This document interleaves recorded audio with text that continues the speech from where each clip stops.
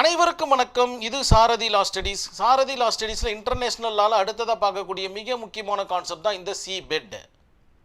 கடல் அடித்தளம், கடல் அடியில் இருக்கக்கூடிய நிலப்பரப்பு யாருக்கு சொந்தமானது, அது எவ்வளவு தூரம் வரைக்கும், இந்த மாதிரியான விவகாரங்களை சொல்கிறது தான் இந்த concept.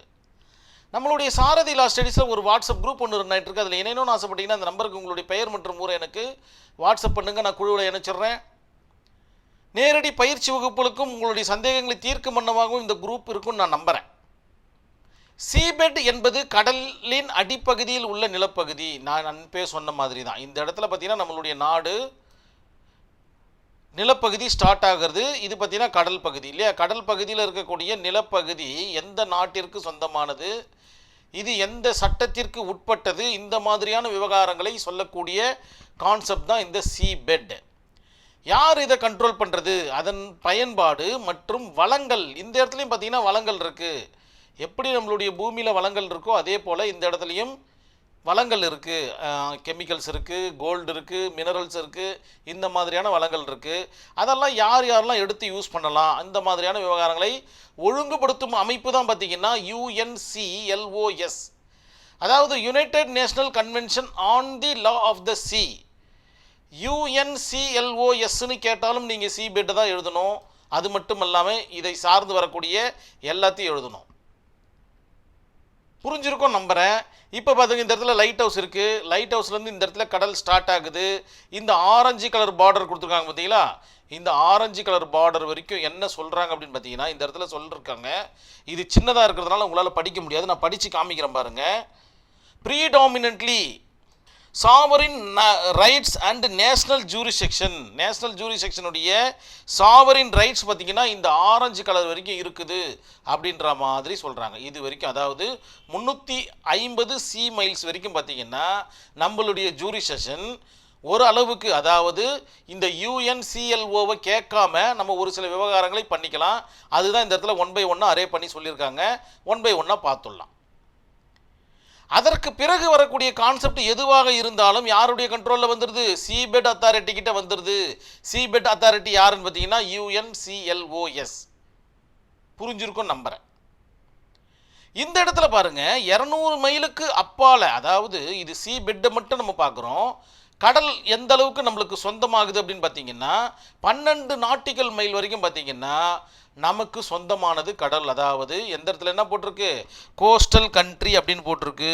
Has full rights to, அதாவது யார், இந்த நாட்டிற்கு, இந்திய நாடுன்னு வச்சுப்போமே, இந்திய நாட்டிற்கு இங்கிருந்து 12 நாட்டிக்கல் மைல் வரைக்கும் என்னெல்லாம் ரைட்ஸ் இருக்குது, territorial sovereignty, fisheries rights, right to mineral resource. இந்த இடத்துல என்ன மாதிரியான மினரல்ஸ் இருந்தாலும் எல்லாமே யாருக்கு சொந்தமானது, 12 நாட்டிக்கல் மைல் வரைக்கும் அப்படின்னு பார்த்தீங்கன்னா இந்த நாட்டிற்கு சொந்தமானது, இந்திய நாட்டிற்கு சொந்தமானது. கண்டிப்பாக இந்த படத்தை வரைஞ்சி நீங்கள் சொன்னீங்கன்னா மிக அற்புதமாக புரியும் பேப்பர் வேல்யூவேஷன் பண்ணுறவங்களுக்கு. அதுக்கடுத்தது பார்த்தீங்கன்னா எக்ஸ்க்ளூசிவ் எக்கனாமிக் ஜோன், EEZ அப்படின்னு ஒரு கொஸ்டின் கேட்டால் நீங்கள் இதை எழுதணும். இதில் எந்த மாதிரியான ரைட்ஸு, ஆக்சுவலாக ஆரஞ்சு வரைக்கும் பார்த்தீங்கன்னா யாருக்கு ரைட்ஸ் இருக்குது, இந்த கண்ட்ரிக்கு ரைட்ஸ் இருக்குன்னு சொல்லிட்டாங்க இல்லையா? இந்த EEZல என்ன சொல்கிறாங்க, கோஸ்டல் கண்ட்ரி ஆஸ், கோஸ்டல் கண்ட்ரினா இதுதான் கோஸ்டல் கண்ட்ரி இல்லையா? எக்ஸிக்ளூசிவ் ஃபிஷரிங் ரைட்ஸு, மீன் பிடிப்பதற்கு ரைட்ஸ் இருக்குது. எக்ஸிக்ளூஷன் மினரல் அண்ட் ரிசோர்ஸு, இந்த இடத்துலையும் மினரல் ரிசோர்ஸ் இருந்துச்சுன்னா தாராளமாக நம்ம எடுத்துக்கலாம். UNCLOSஐ கேட்க வேண்டிய அவசியம் கிடையாது. 200 மைல் வரைக்கும் நம்ம ரிசோர்ஸ் எடுக்கிறதுக்கு நம்ம எலிஜிபிள். அதற்கு பிறகு 350 மைல் வரைக்கும் என்னெல்லாம் நடக்குது, இது வரைக்கும் பார்த்தீங்கன்னா கான்டினென்டல் ஷெல்ஃப் அப்படின்ற மாதிரி சொல்கிறாங்க. இது மட்டுமே தனி கொஸ்டின் கேட்கப்படுது. இது அடுத்த வீடியோவாக பார்த்துக்கலாம், இன்னும் கொஞ்சம் தெளிவாக நம்ம பார்க்கலாம். அதற்கு பிறகு பார்த்தீங்கன்னா 350 மைல், 12 மைலை பார்த்தோம், 200 மைல் பார்த்தோம், 350 மைல்ஸ் பார்க்குறோம்.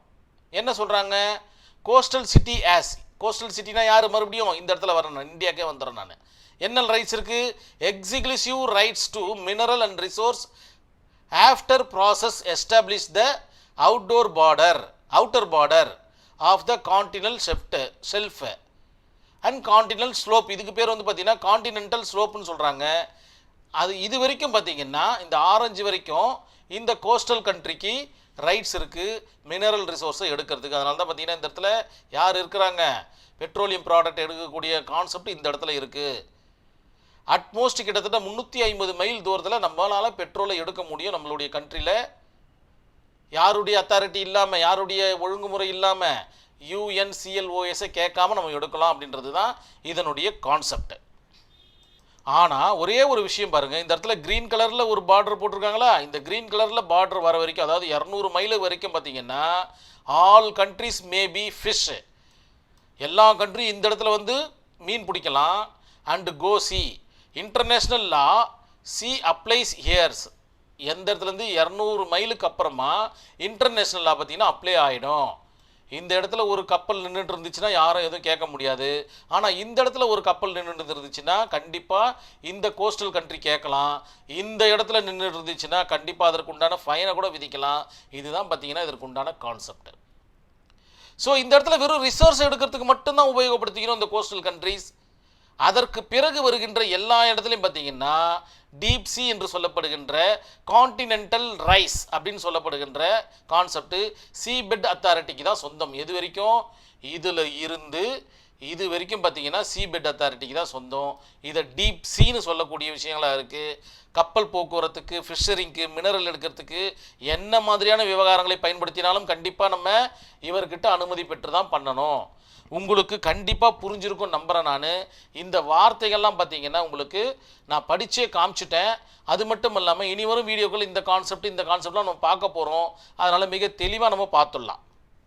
நீங்கள் ஞாபகம் வச்சுக்க வேண்டியது ஒன்று தான், 12 மைல்ன்றது ஒன்று ஞாபகம் வச்சுக்கணும். அது ஃபுல் அத்தாரிட்டி. 200 மைல்ன்றது பார்த்திங்கன்னா ஓரளவுக்கு அத்தாரிட்டி. 350 மைல் வரைக்கும் பார்த்திங்கன்னா அதுவும் நம்மளுக்கு அத்தாரிட்டி இருக்குது. இது எல்லாமே பார்த்திங்கன்னா கான்டினென்டல் ஸ்லோப் வரைக்கும் நம்மளுக்கு சொந்தமான ஒரு கான்செப்ட்டு.